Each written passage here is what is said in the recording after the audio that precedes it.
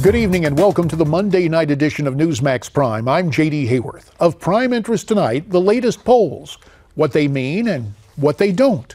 You and I have talked about this before, but with so many stories discussing the latest political surveys, it's something worth revisiting the way I see it.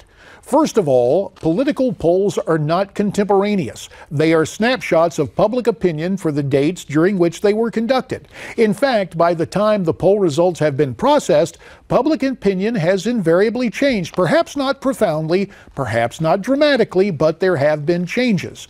That's why these surveys help us spot trends. Who's trending ahead and who's falling behind.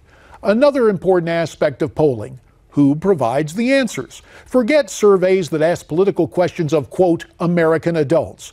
Those polls include non-voters, and of course, non-voters have nothing to do with Election Day. Likewise, view skeptically those surveys that rely on registered voters. Remember, registered voters can vote, but many of them may not.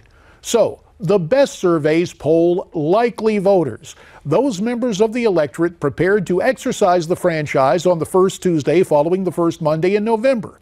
Secondly, it's not only who is polled, it's how they are polled. This is one area undergoing some understandable changes. In the past, the gold standard was a residential phone number in a single-family home. But since the kitchen wall phone with a cord a half-mile long has gone the way of the dinosaur, and we're all relying more and more on our cell phones, the pollsters are amending their procedures accordingly. Finally, understand that one dynamic is unchanging.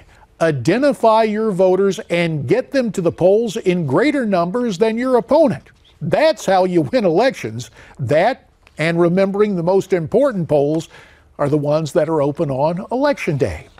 And that's the way I see it.